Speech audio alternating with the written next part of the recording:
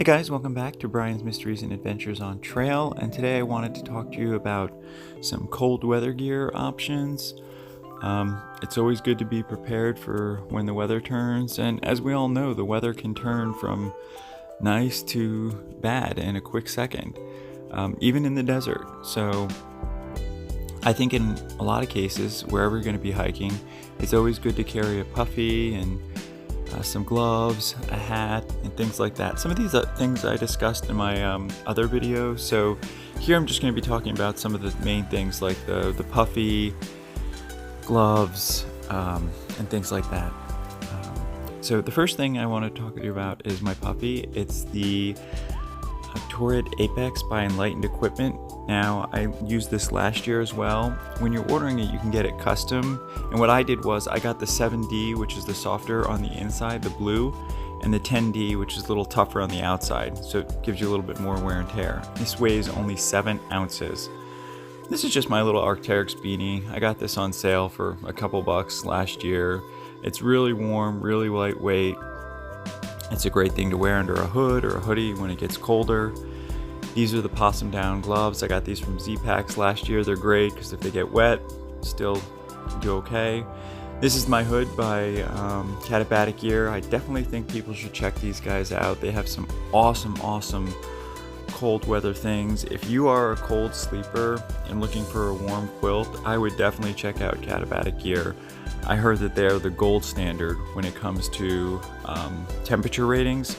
So if you're going to be hiking in a cold climate or any area that's cold, or if you're a cold sleeper, I would definitely check out KatabaticGear.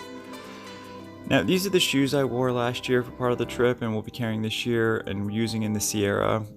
It's kind of like a scrambling shoe slash hiking shoe. It's got a much stronger toe round, just a little bit more support and warmth for, when you're post-holing and things like that.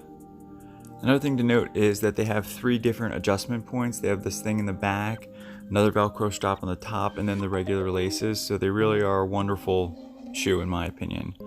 The next thing I would say is that I love having a pair of Merino wool box briefs. In fact, it's all I wear when I'm hiking.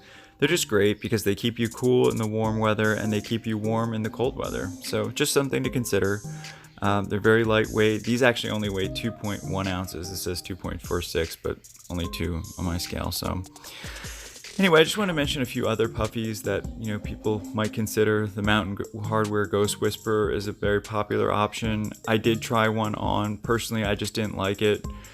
And this is a really expensive option, the Plasma 1000 Alpine. But as you can see, it's $439. Compared to the Torrid Apex, which I paid $160 for, which is, I think, pretty good for a puffy.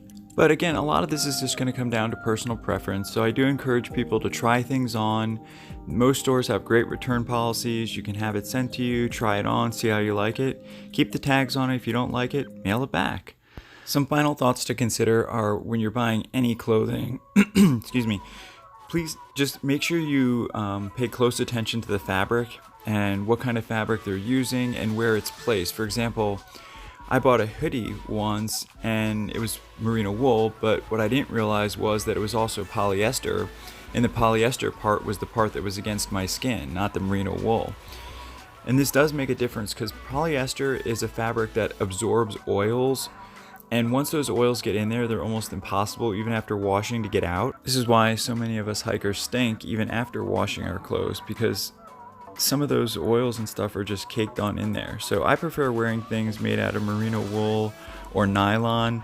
Nylon's also a great fabric. It doesn't quite dry as quickly, but it doesn't matter. To me, it's a better option. Anyway, thanks again for stopping by and watching, and I hope to see you next time.